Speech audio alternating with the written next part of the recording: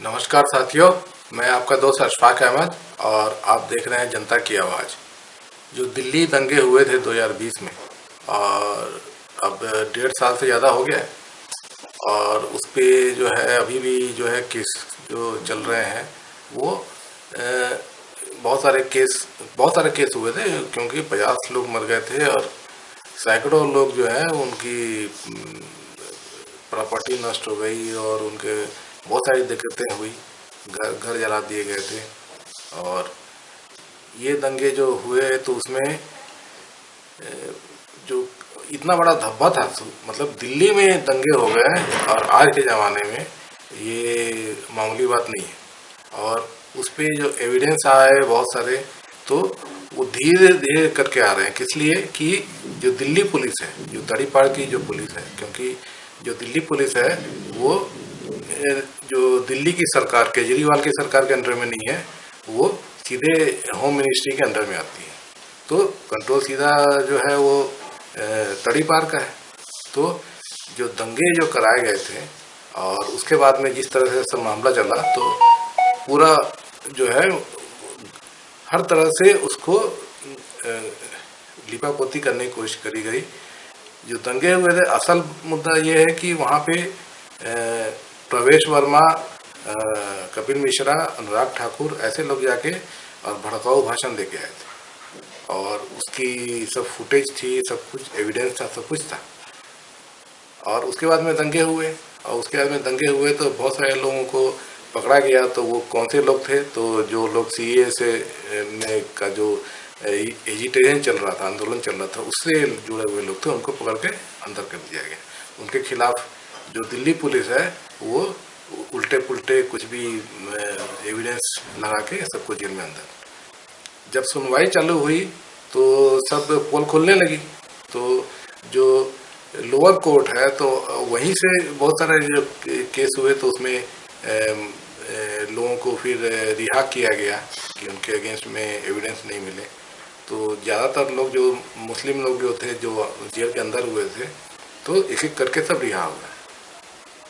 और उसके बाद में जो दिल्ली पुलिस को भी फटकार लगा है कि इस तरह से उन्होंने ऐसे किस तरह से, मतलब जो पूरा केस हैंडल किया। तो दिल्ली पुलिस का इन्वॉल्वमेंट दो तरह से है। एक तो जो दंगे हुए उस वक्त पुलिस वहाँ पे क्या कर रही थी, उनको पहले खबर क्यों नहीं थी और उन्होंने क्यों दंगे रोकने की कोशिश नहीं करी।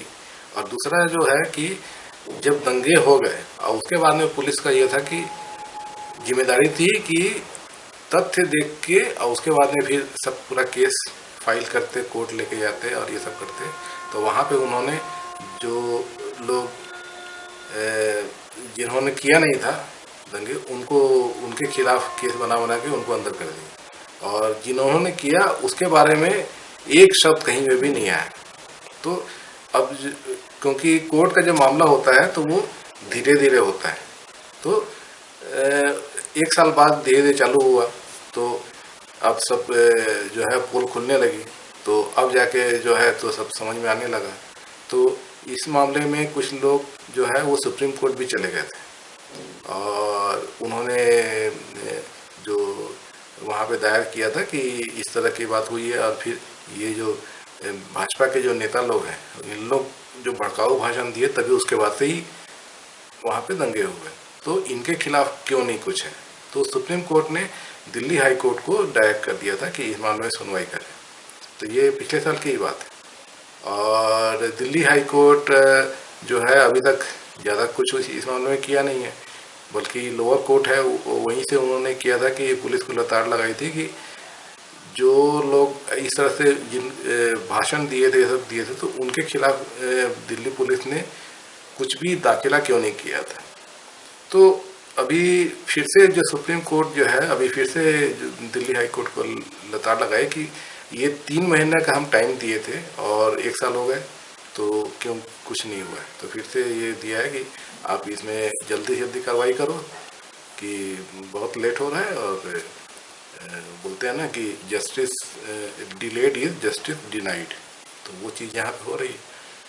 तो फिर से लताड़ लगाई है और ये फिर से, तो मुद्दे की बात यह है कि ये भाजपा के लोगों ने ही दंगा कराया था और ये जो नेता लोग जिन्होंने भाषण दिए थे भड़काऊ भाषण, सब फंसेंगे। भले ही लेट हो रहा है लेकिन फंसेंगे। और दूसरी तरफ भाजपा क्या करी है, ये अनुराग ठाकुर है उसको मिनिस्टर बना दिया और उसको तरक्की हो रही है। कपिल मिश्रा को भी बहुत सारा वो उनको सब पकड़ाया हुआ है, वो सब वो एजेंडा चलाते हैं आरएसएस का, उनको फंडिंग मिलती होगी सब। तो ये सब इस तरह से पूरा जो है पूरा भाजपा किस तरह से करती है, दंगे कराती है और उसका फिर जो मासूम लोग हैं उनको फंसा देती है, और जो दंगे कराते हैं वो बड़े नेता और ज़्यादा उनको तरक्की होती है।